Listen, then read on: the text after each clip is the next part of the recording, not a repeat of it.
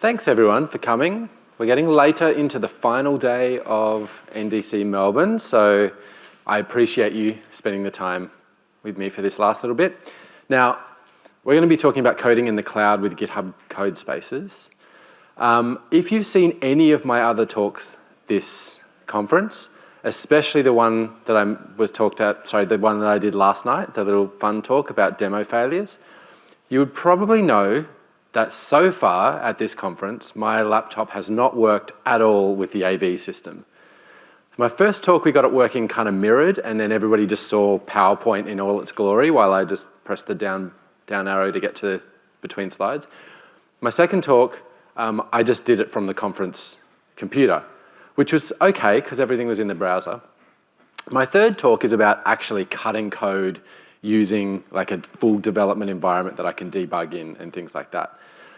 But Codespaces is kind of designed so that it shouldn't matter at all if my laptop doesn't work. So I was actually kind of excited by the prospect of my laptop not working, because I'd be like, you know, Codespaces is so good that it doesn't even matter. I'm just going to use the conference one.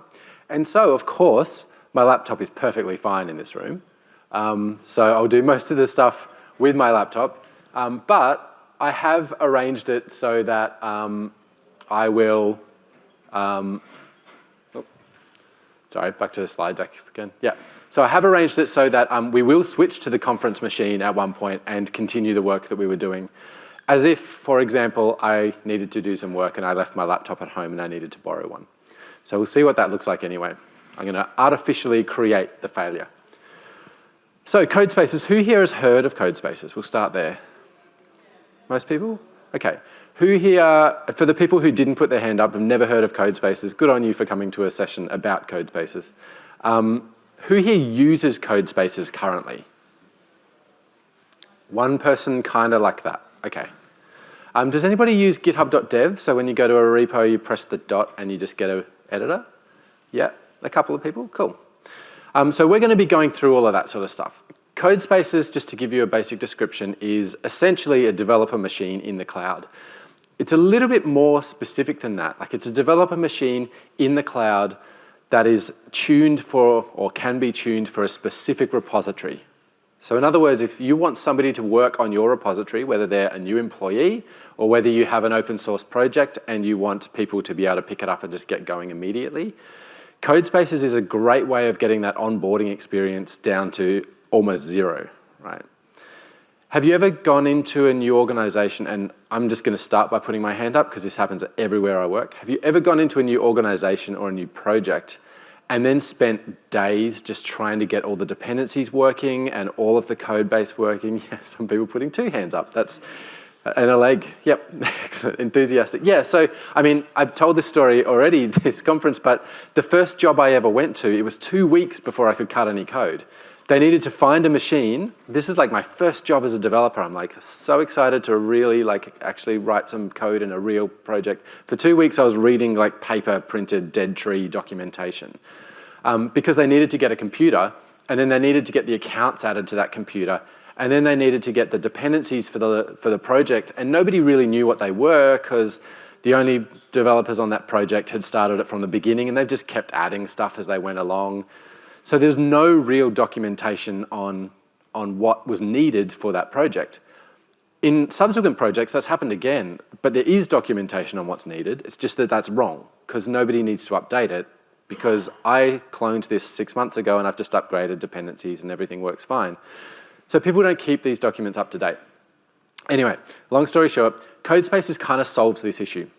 So the good example, and I'm going to try and show you this, my computer might get me to do a bit more of an auth dance, but we'll see how that goes. I'm going to start a brand new code space, just like I'm a new employee, for the github.com repository. So we call it GitHub, which we should actually call it GitHub, because it's github.com/github/github.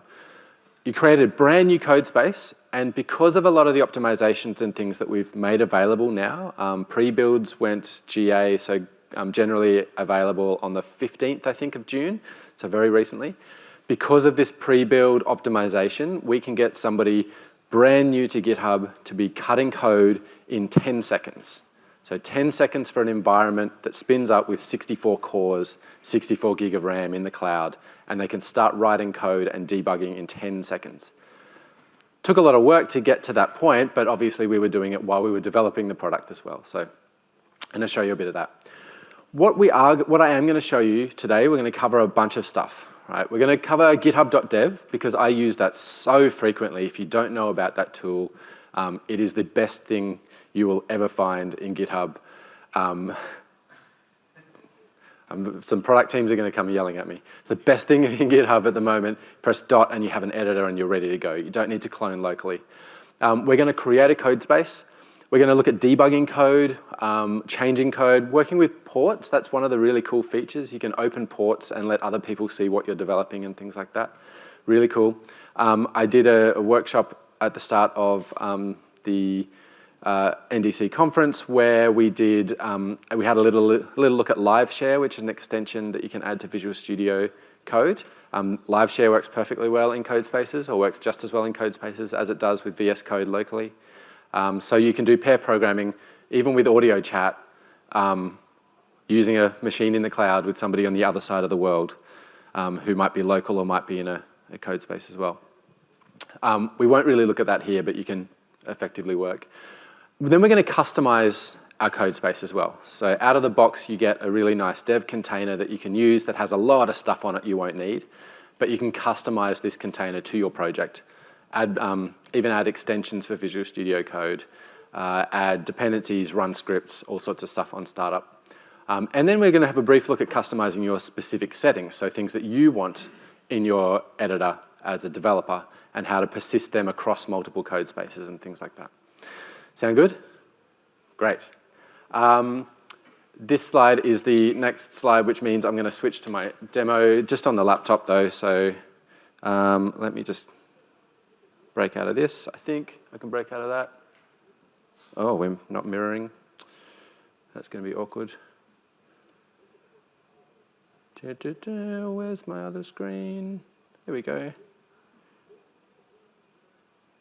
Swipe across. All right. Here is one of my demo projects. It's a .NET web application. Now, this is something I want to show you that you can do on any repository, whether it's yours or not. In github.com, if you're looking at this code tab, you can press the dot, full stop, period, button, whatever you want to call it, and step back, and it will spin up a web editor, which is essentially Visual Studio Code in the cloud. Oh, sorry, I pressed that to get rid of bookmarks. Let's just do this. Great. This is Visual Studio Code just running in your browser. So there's no compute behind this at all. It's running entirely in your browser. But it's pretty fully featured, right? It's got our previews. We're editing this error page. Some extensions are going to work fine. So for example, if we go over here and look for like lint, some of these extensions won't work. So let me scroll down a bit.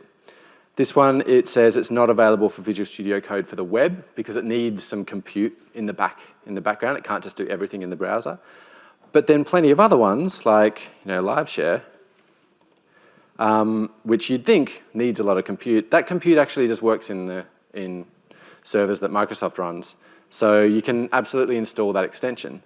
Things like themes and stuff like that, generally you can install them in your web editor. So you can customize your web editor in a lot of different ways.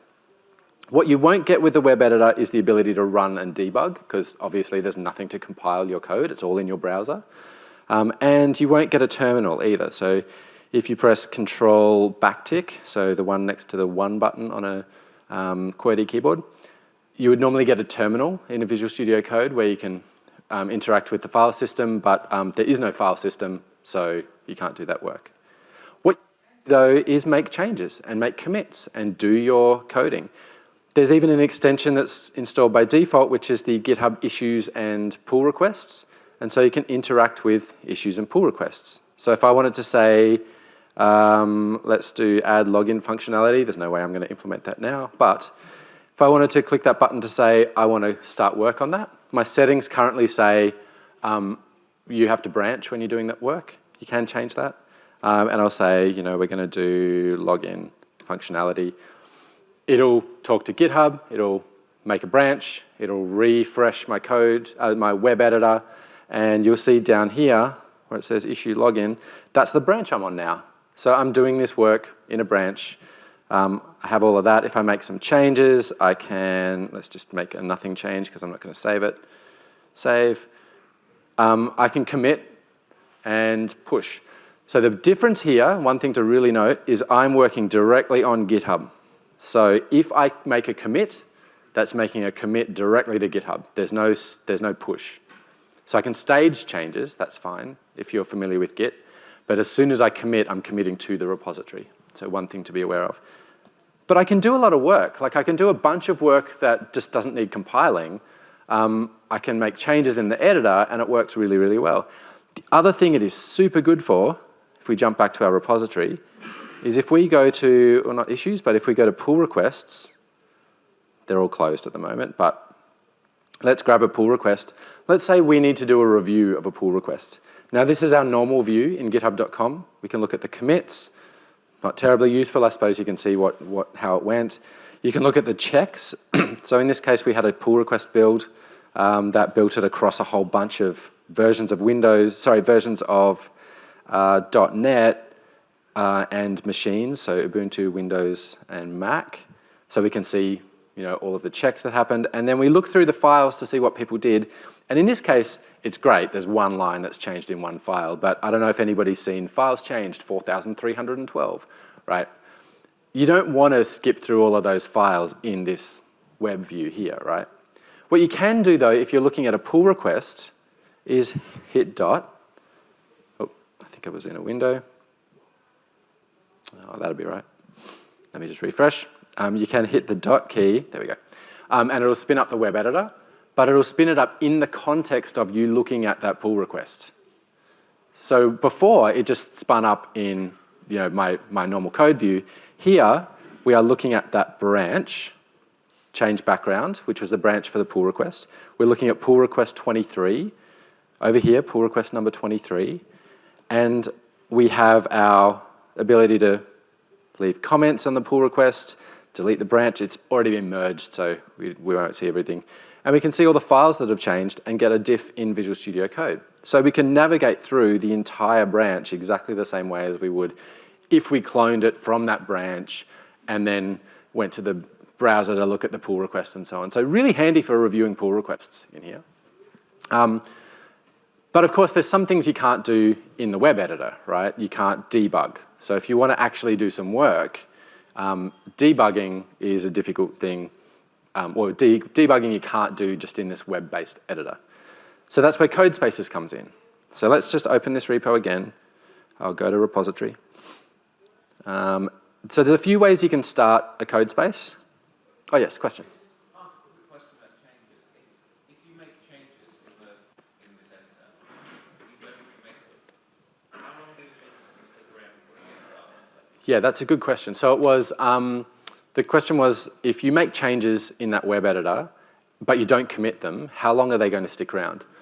It's a great question. My understanding is that it uses browser, the browser data. So the browser storage. Thank you.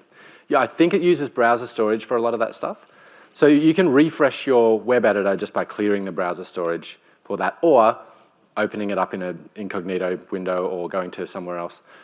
It's not going to persist that for very long. I don't think we have anything on GitHub servers to say this is the state that the person was up to. I'm not 100% sure on that, but I know the last time I looked, I think that was worked. Yeah. With the code space, there's actually another thing you can do to persist it, even if you want to get rid of that code space, but I'll show you that in a sec too. So a few ways to start a code space. One, I just closed that web editor, so I can't show you, but you might have seen when I went to the run and debug window, there was a green button to say continue work on. That usually gives you two options. One is clone it locally and open Visual Studio, but the other one is start it in a code space.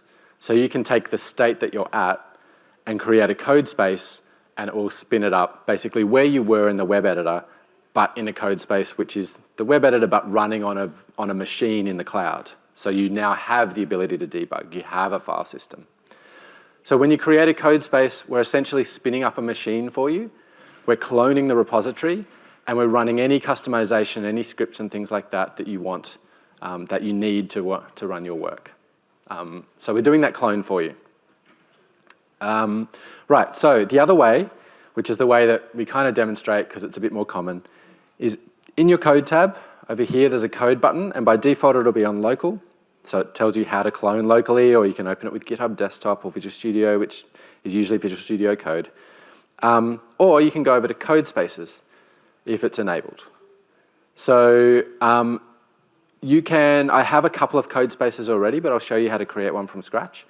I can just create one, which will default to whatever the organization has set up as my default, which in my case will be, I think I restricted the 32 core machine, but I can do 2, 4, and 8 core machines, or I can configure and create one myself. So let's just do that. Configure and create a code space, just to show you what it will do. It'll tell me where that payment's coming from too. So Codespaces, certainly worth knowing, is not a free service. We don't currently have a free offering. There are plans to do one. I just don't know what it looks like quite at the moment. I think we're working that out still. But right now, it's a paid service. You can choose what branch you want it to be on, so it knows what to clone, where roughly you want the code space to be on, and you can restrict this as well in your organization if you only want people to make them in Southeast Asia or US East. This is obviously not a comprehensive list of data centers, so you can't say I want it to be made in Melbourne at the moment. These are your options. And then you can choose your machine type. So here we have a 2-core, 4-core, 8-core, and 16-core. It looks like I didn't restrict it for this repo. If you want more than that, you can contact us and we can work that out. It's worth noting as well, obviously, that a 2-core machine is going to cost you more. Sorry, a 4-core machine is going to cost you more than a 2-core machine, and so on. I think I worked out a rough figure based on a 4-core machine. If you have a 4-core machine and your developers are doing 8 hours of work a day on a 4-core machine, and then the code space just stops in between those times, which keeps the state, it just stops the machine, so you're not getting charged for usage. It works out to about the same as buying them a new laptop every 2 or 3 years, somewhere around there. That's obviously going to depend on the machine you want. So that's a 4-core machine, but you might be buying them like a powerful laptop every 2 or 3 years. So yeah, it's give and take, right? But it's not out of the realms of, well, this is hideously expensive, why on earth would we do this? So there you go. So we can choose what the code space looks like. When we create one, I'll just make an 8-core one. I'm not actually going to use this one, but I just want to show you what this experience looks like. We'll click Create Code Space. And again, what that's going to do in the background is it's going to spin up a brand new machine for me, set up the container that it's going to run in, and then clone my code, and then get everything set up to run. Now, because I don't have any customization for my code space in here, I am going to get the out-of-the-box one. We call it the kitchen sink, or we nickname it the kitchen sink code space, because it has a bunch of stuff in it. We have Python, Node, Docker, and more. There's a huge list of things. There's like Ruby and Python and a whole bunch of stuff in there that you probably won't need, but at least like the out-of-the-box one will get you kind of running with a lot of projects. I think this one is a bad example to just try and press F5 and see if it runs, because this .NET application won't run without a little bit of customization. I have another Ruby project that absolutely will. Sorry, not Ruby. Node project that absolutely will. There's actually a link to it at the end. It's a template, so if you want to just try it, you can you can use that template, create your repo, and then if you want to use Codespaces, it'll just run when you say F5. But yeah, exactly the same as it was before, except now we can run and debug. We've got our core launcher, which actually won't work, but we can do that. And then we have our terminal too. So I can do an ls. You can see we're on this workspace. I don't have any of this code on my local machine. Like, this is all just running in the cloud. In this case, it's not that big. It started up pretty quickly. But larger repositories, obviously, it'll have to clone them every time if you start that code space. There's a few things you can do to optimize that. As I mentioned, we GA'd pre-builds about a week ago, so pre-builds are now generally available. And if we jump back, we can see what that looks like. If we go to settings and down to Codespaces for our repository, we can set up pre-build configuration. And what this ultimately does is it runs on GitHub Actions, and we can say, let's pre-build a Codespace template from our main branch on every push. If you want a new Codespace template in every push, sometimes they take 20 minutes or so to run, and you're getting charged for actions minutes at that point. So decide whether you want every push, or on a configuration change. So whenever we change our base dev container customization, or we can just run it at the end of every day, so it's ready for the people in the morning. We can also restrict it so we only get pre-builds in certain regions if we want people to use those regions a bit more. And we can keep previous versions. Now, I struggle a little bit to see why you'd want to keep more than one or maybe two versions. The previous version, especially if you do a constant pre-builds, so on every push, means that you have to create a code space from the commit that was before the current one, and then it'll spin up using the previous template. If you didn't have pre-builds for that previous version and you went to the previous commit, it'll spin up a code space and pull down the code and just go back to the previous commit. So I don't think you're saving a great deal of time. Anyway, but if you want previous ones, maybe you want the last 3 days, just in case somebody's likely to go back a day, you can say template history. You do get charged for storage for these as well, so that's a consideration when you're choosing this. And then if your pre-build fails, you get notifications and you can choose who they go to. Now, what that looks like, I'm just going to switch to this other one. What that looks like is when we want to create a new code space, let's create and configure, I can say I want a 2-core, 4-core, or 8-core. At the moment, it is just pre-building these. But when that starts, it'll work from a template and be so much faster. So the GitHub one used to take 45 minutes to spin up a brand new code space, and we introduced pre-builds, and it's now 10 seconds. Right? We've heard of companies who have been in early previews of the pre-build stuff. They have said that their onboarding process, just by using code spaces and then pre-builds, has gone from 3 days to onboard somebody, which is not bad actually, without code spaces, to about an hour, right, to get somebody set up completely as a new developer. They have a massive code base. I mean, the github.com code base is about 11 gig, and it starts up in 10 seconds. About 23 gig on disk, because we have a lot of Git history. So 23 gig set up in 10 seconds, ready to go. If we get time, I'll spin one up for you, if you like, so you can see it. All right. So that's some customization. What else did I say we were going to go through? Oh yeah, sorry. Changing code, working with ports. All right, let's spin one of these up. Actually, I'll just jump to the Curly Fiesta one. It gives you a nice kind of random name, which is fun, for your code space. So this is a code space for a Node application. It's not customized at all, so we'll do that in a sec. But I just wanted to show you that debug situation and how you can share those ports. All right. It's starting. It's going to take a minute. While this runs, anyone got any questions about anything I've shown you so far? Yes. I've got a question that you might be about to talk about. With ports, can you connect out things on your machine, like a database? So the question was, with the ports, can you connect out to things like your company's database or things on your machine? The answer would be yes, but I don't know off the top of my head the magic you need to do. I'll show you a couple of places where that would be specified, and you can do that.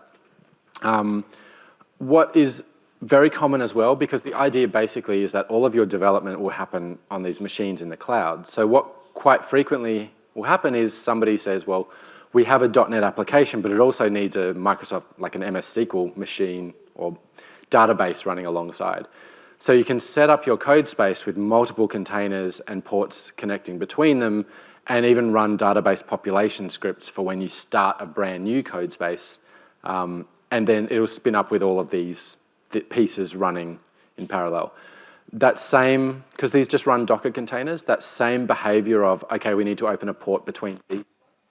We need to open a port so that we can connect to, Azure SQL in the cloud. That would be in that same location, I imagine, with the code space or the Docker container scripting and specifications and things like that. I'll show you where that will live though. Also, that's going to be pretty fast. These code spaces, I think, run in Azure. So if you're connecting to Azure SQL, it should be pretty fast, unless you're going across the world to a different data center. Anyway, so my Haikus one has turned on. I was changing some settings, but let's just close all of that. I have some changes here already. Let's see how that goes. And I can just run and debug, I think. Actually, let's just undo these changes. Let's just skip this. I'll show you that in a sec. Let's run and debug. It's a danger of using an established code space that I've already done some stuff to. And so it's running, remember, all in the cloud. I don't have any of this code locally. And it's running, it's open port 3000. And if you have a look, remember, this is running on the cloud, so it's doing some authentication to make sure I actually am allowed to do that. But then it's running on this URL here, which is the codespace name, .github.preview.dev, and it's forwarding that port 3000 to here, so I can kind of look via that web application. One thing you can also do with Codespaces is you can connect to a Codespace from your local VS Code, and it changes the way this behaves a little bit. Before I show you that, let's go to the Ports tab, and you can see port 3000 is open. Now, right now, it's only me who can see that running application, but I could change the port visibility so that anyone in my organization, if I gave them that URL, can have a look, or public if I actually wanted to show somebody who's not in my organization, my GitHub org, which is really handy. It means that you can be doing some work on your machine in the cloud while you're sitting in a cafe on an underpowered laptop, and then call your VP and say, hey, I did this thing. Can you just have a look to tell me what you think? Here's the URL, and they can see what's going on. They could even, if you want, actually let's just jump to here, and we'll put a breakpoint in. I'll refresh this page, and you'll see we've hit our breakpoint in our code space, again, in a browser, in the cloud, and we can do everything you would normally do in Visual Studio Code, right? You can look at these constructors, you can do all that kind of stuff. One other thing that's quite cool, I have Copilot installed. For those who don't know, earlier this week, Copilot was made generally available as well, which means it's ready to go. You can absolutely use it. The slight downside of it is that now you have to pay for it. It's $10 a month or $100 a year, I think. But you could do something like, because we can run this extension, and last time I did this, it didn't actually give me a good result, so let's see how this demo goes.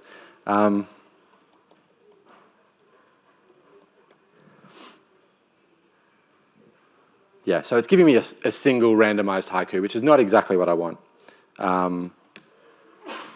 But I can ask for some other suggestions, and it says that's the only suggestion I'm going to give you, sorry. A little bit hit and miss. In this case, I've got a couple of flags turned on to make it a bit more deterministic, which works sometimes much better in demos and sometimes much worse in demos. But yeah, Copilot can help you do that work as well. Just a little aside. I mentioned that you can run this on your own VS Code instance. So if I click down here on my code spaces and say open in VS Code, it'll open Visual Studio Code on my local machine. So now I'm running VS Code on my machine, not in the browser. And it's setting up a remote connection to my code space. So I'm using my local editor, but everything I'm editing and all of the compute on the back end is in my code space. So when I run and debug, it's doing it on the machine in the cloud, but my terminal is actually my local terminal. So I can run my commands locally. It's a bit of a mix. One thing that happens here is if I run and debug using Node,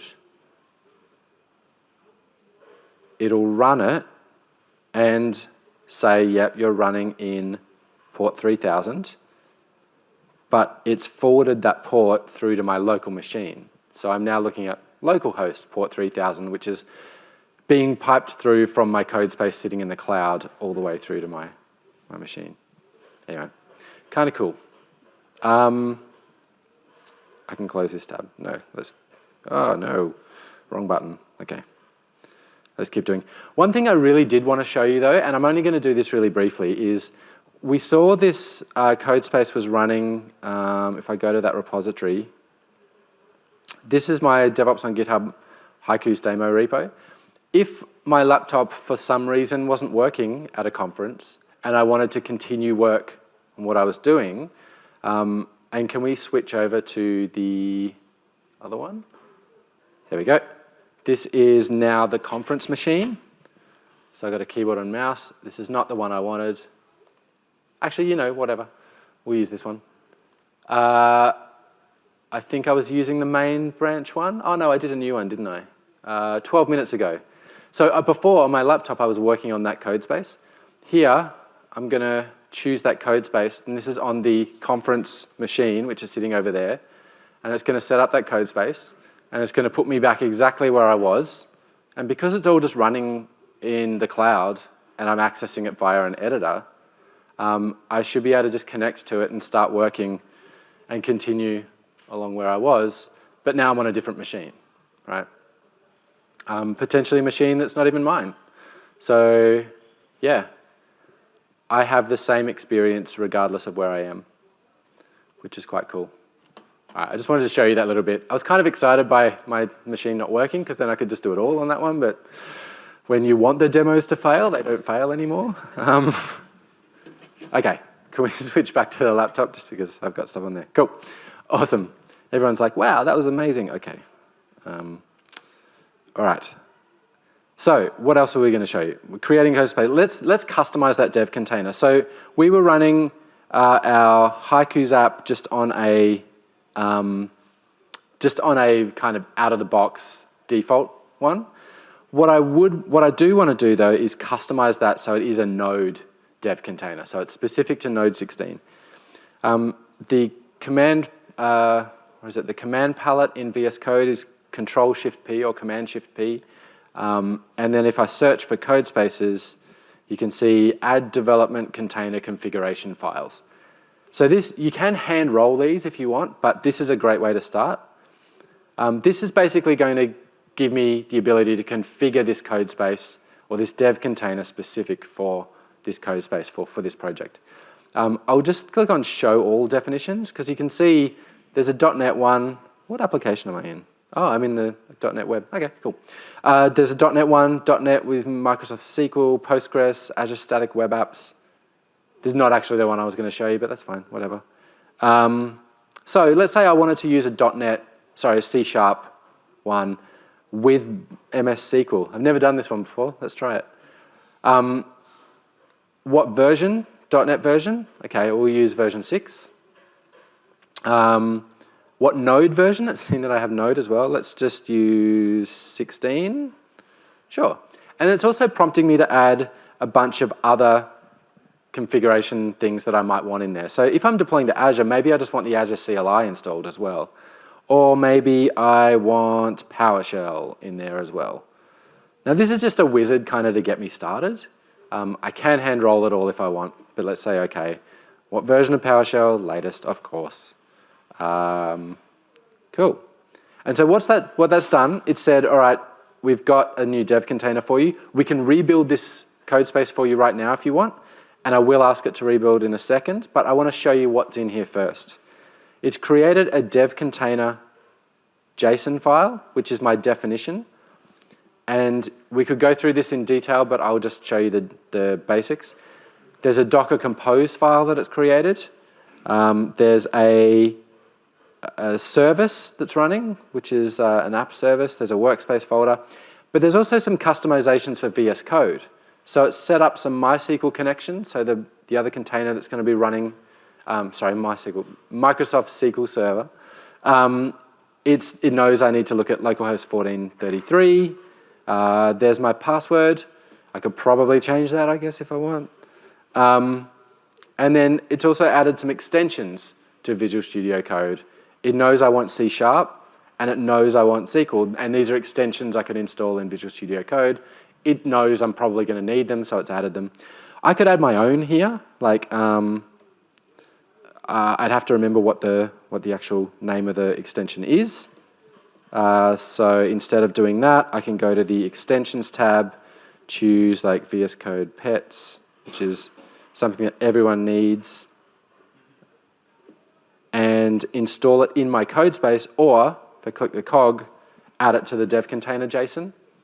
So that will just add to here. So that VS Code Pets extension will be installed for my dev container now. And then we've got things like our port forwarding, which kind of ties into what you were talking about there. So we can do a bunch of stuff in our dev container. Oh yeah, Azure CLI and PowerShell is installed. The Docker Compose file is just a standard Docker Compose file, right?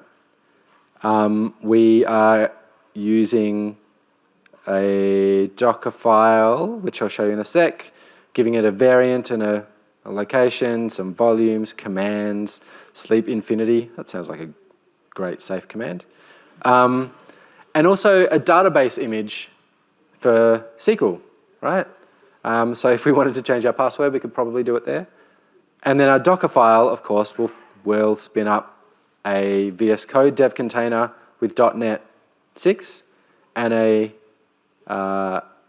there's some commands for running Node, and then there's a bunch of scripts for SQL Server. It's even added a folder here to install SQL tools and do a post create and stuff like that. So you get a lot of control over what you want in this environment.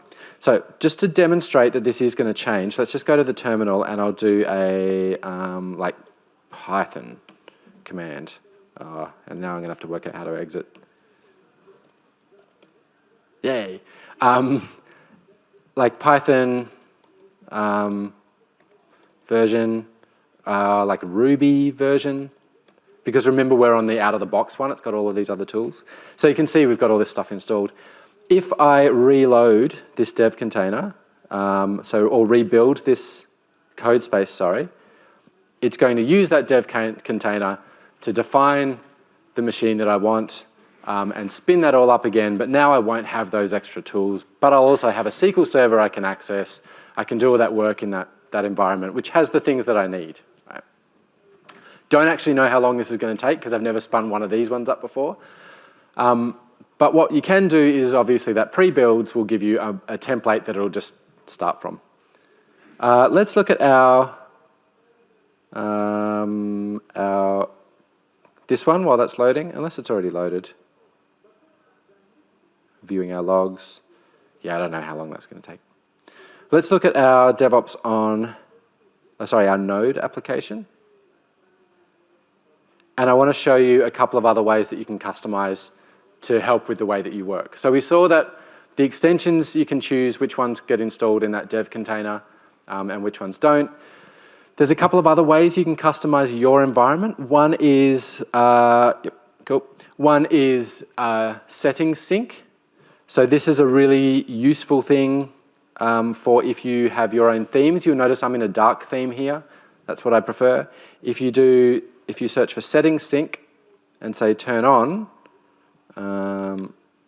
you can choose what settings get synced for any Visual Studio Code instances, whether it's a Codespace or a web editor or local, that you want to sync across them. So things like what the UI state, so things like themes and stuff like that. Extensions, if I always want that VS Code Pets extension on every instance of Visual Studio Code, I can make sure it's installed. Very important. Keyboard shortcuts, if I've remapped them to suit me, I can have that and all of them. And then I just need to turn on settings sync for each of the VS Code instances. The other thing that I can do is I can set my dot files. So I have been a Windows-based dev, even though I'm on a MacBook, Windows.NET dev for ages. Linux is still a little bit of a dark mystery to me. But dot files is something that people who work in that environment tend to use to customize things like the way their terminal works, I don't know, Linux settings. Can anybody give me a good explanation of what a dot file is? No, excellent. To change your dot files, that's on your profile, and you can go to settings, and then, like, I think it's in Codespaces, and then you can automatically install dot files. You can choose a repository that has your dot files, and it will automatically install them for any Codespaces that you create. One point here as well is a Codespace is your Codespace. It's not a shared thing amongst your organization or repository. When you create a Codespace, that belongs to you. You can't give it to somebody else. Many people can spin up Codespaces, and they can still use the same dev container we've defined and the same kind of definition of what a Codespace looks like, but this is yours. You can't pass them around. So your dot files will get installed there.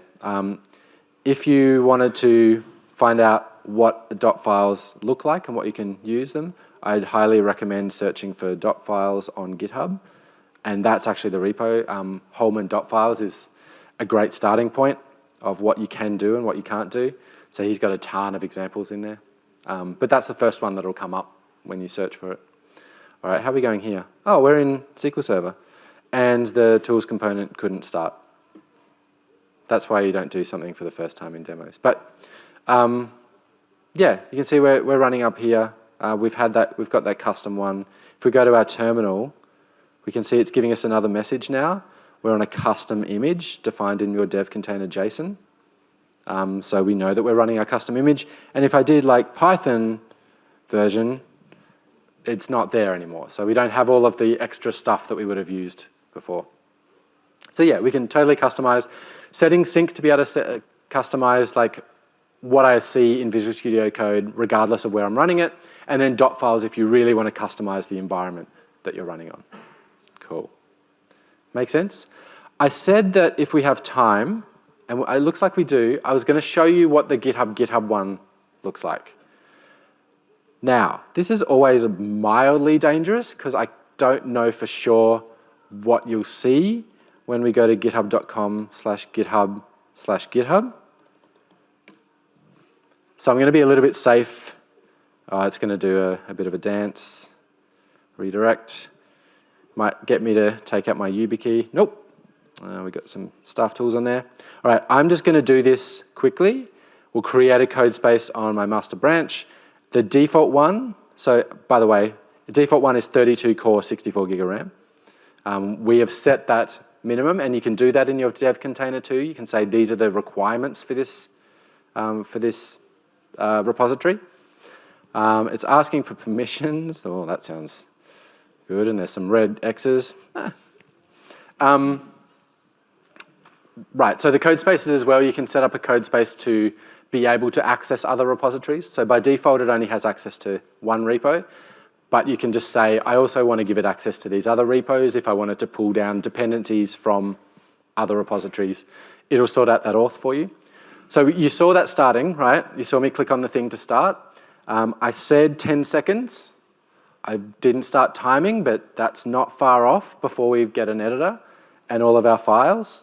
There's a few things that are going to run afterwards, but I'm already like here. I'm able to look at my code, which I'm not going to do.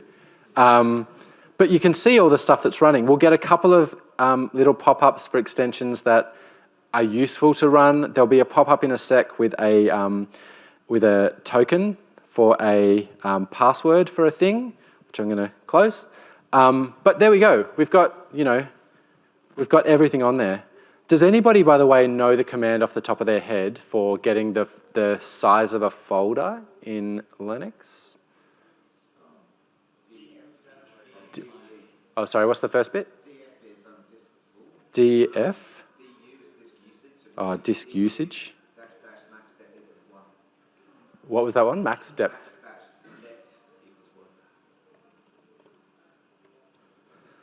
Is that going to give me every file? Is there a way of summarizing it? Or Summarize those folders there.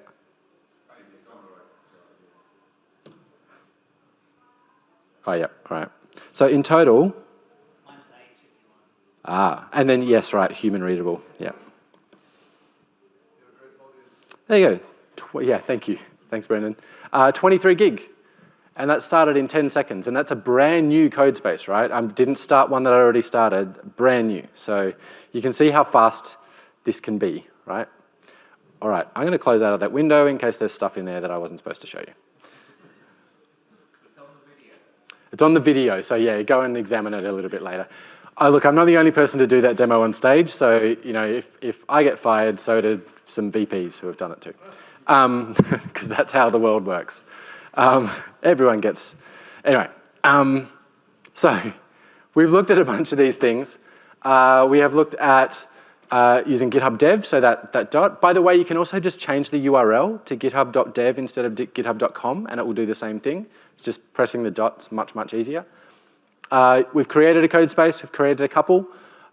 We've debugged that code. You saw us hitting the breakpoint. We've worked with ports. We can open ports to other people, and like, thank you for the question. You can set up containers that can talk to each other, and you can control what ports are open and things like that on your containers. We've seen a tiny example of Copilot not getting it right on a little piece of code that was not real production code, so take that with a grain of salt. But we can see, or we can change our code in either of those environments quite easily, and even use that GitHub issues and pull request extension, which is installed by default, to say, I'm going to start work on here. It'll create a branch for me. I can commit code. I can submit a pull request. I can review pull requests. So that inner loop of working is really tightly integrated too. Didn't mention secrets. Let's do that quickly. There are secrets that you can have at a number of different levels. If you've used GitHub Actions, you would know that you can use secrets to do things like credentials when you're talking to the cloud and stuff like that. So in, oh, that's not the right repo, in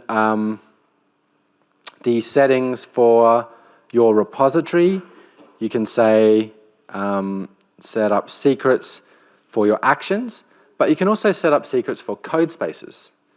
So you can say, for example, if you have a personal access token and you just want it to be in an environment variable for all your code spaces, because it's the way you talk to Azure, or in a lot of cases, the CLI will just look for one of those keys or those credentials in environment variables, you can just set them up here, and then they'll just be in your code space, which is really handy. It gets you going a lot faster too. So you can manage secrets for your code spaces as well. And then, of course, you can have organization secrets. So if your organization has some secrets that it needs for you to access other organization parts, they can add secrets at the org level for your code spaces to have just in environment variables too. So yeah, really handy for managing those secrets. And then we looked at a few ways to customize our settings, both for the code space itself, but also for your own personal development with the extensions you like, themes you like, and all that kind of stuff, and dot files if you get that far. Awesome. I want to stress a couple of things. All of the remote stuff, so when I was working locally, on my VS Code locally, and it was connecting to GitHub to work on a code space, or even the web editor, you can do the same thing. You can connect directly to a GitHub repository, the same way as that web editor does, or you can connect to a code space from your local VS Code. You can do that if you want using that extension, this GitHub repositories extension. So if you want to work locally, but then just work directly in GitHub, you can do that. So that's how GitHub Dev kind of works behind the scenes. It runs in the browser, and then it uses that extension to talk to the repository. And of course, Codespaces gives you the machine in the background as well. All of this, of course, is also driven on Visual Studio Code. So if you're familiar with VS Code, then you're familiar with these tools, and you'll know how to use them. Couple of links for you just before we wrap up and get to some questions. Yeah, we've got about 10 minutes for questions. If you want to learn more, github.com/codespaces. Obviously, it'll tell you a lot of information. If you want to try that like Haiku, that Mona Haiku thing, it's a really basic Node application, but it's one that will just work in a code space straight out of the box. And if you want to look at dev containers, you can say, just create me a dev container that's a Node 16 one, and it will work beautifully in that one as well. Just a very simple example, great for trying out. That's the link to the template. So github.co/Haiku template, or Haikus for code spaces. If you search for that, you'll find it too. If you have any questions about code spaces or anything else I've talked about this whole week, You can always reach me on Twitter. That's also my GitHub handle, so damovisa@github.com. And on all of the other social medias, I'm damovisa as well. Right. Thanks, everyone. Any questions? We had some on the way through, so that was pretty good. Yes? I can see a lot of organizations that do this full time, like ours, like main machine, but it would be awesome if there's like a synchronization, like Docker. Not setting synchronizations, but the images themselves. So if I, for example, work on a local div container on my Docker, and then I connect with the current state, I Docker push somehow, and that is available. Do you see this is happening in the future? Yeah, so let me paraphrase just for the video and tell me if I got it wrong. Sometimes you're working locally with a dev container, which is something I didn't really mention, but I'll briefly do that. Sometimes you're working locally in an environment, and sometimes you're working on a code space, and you want to be able to synchronize those two environments. So that dev container definition, just for a little bit of context, that dev container definition it's not tied to code spaces. Microsoft and GitHub are working pretty hard at making that an open standard. So you'll see things like where in that dev container, if you define the requirements for a machine, it's not the code space's size, it's amount of RAM and amount of CPU and stuff like that. So the idea is that you can run that dev container as the container for doing your work, whether you're local or whether you're in a machine in the cloud or whether you're in a code space. The question I think was, if you have that dev container and you're working locally, is there a way to synchronize that with the one that's up there for CodeSpace? Well, so the first thing I'd say is that dev container, if you commit that to your repository, that will apply to any new CodeSpace that gets created. But it'll also apply if you clone that repo repository and then just run VS Code locally. It will obey what that dev container gives you, and it will run in that container. So if you change the definition of what you want your project to run in, that dev container defines how that project kind of runs in VS Code, whether you're local or whether you're in the cloud. So just committing to the repository will get you most of the way. We have, though, speaking to people, heard